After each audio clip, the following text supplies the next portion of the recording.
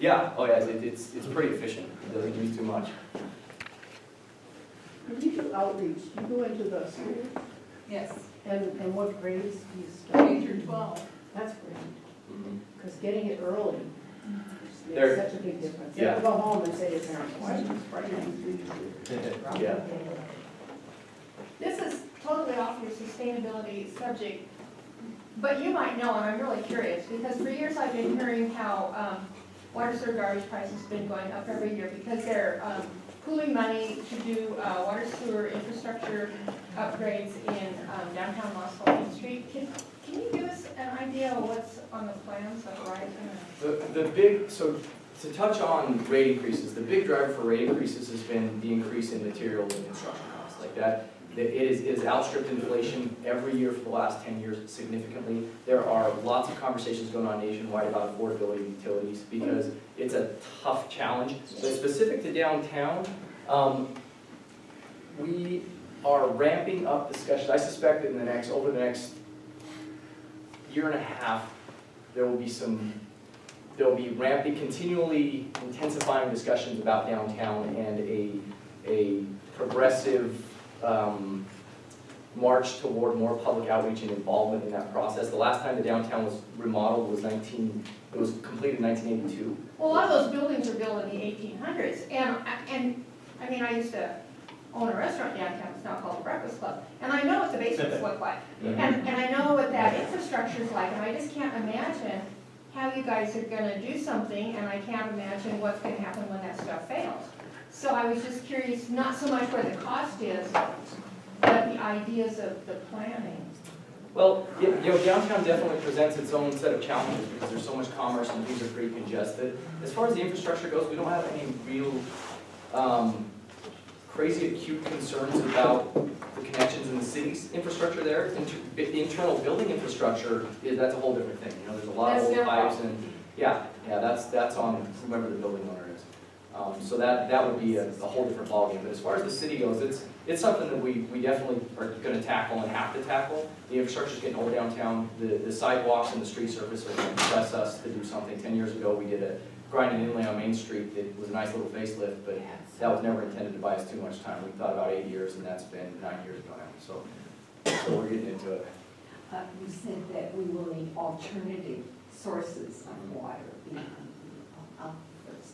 What are some of those? And can you tell us which one Yeah. you think would be best Um, or not? I can talk about, so I'm on the Blues Basin Aquifer Committee, and it's there. Anyone who's interested in really taking a deep dive, bluesbasin.org is the website, and they have a comprehensive list of all the alternatives that were looked at, what they were narrowed down to, the horizon, more information there than you'd ever want.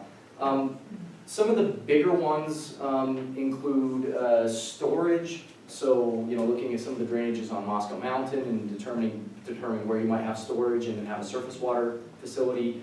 Pumping from the Snake River is an alternative.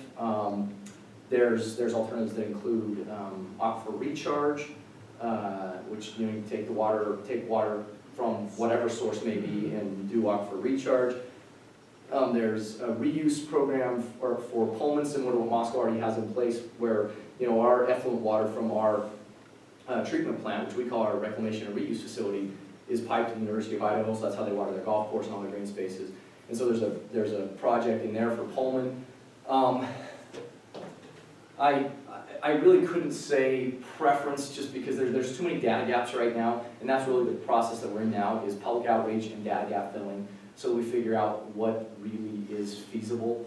But all those alternatives are on the website, and take a crack at them, and we will be doing some extensive public outreach and getting feedback from the community about what they think and ideas that they have.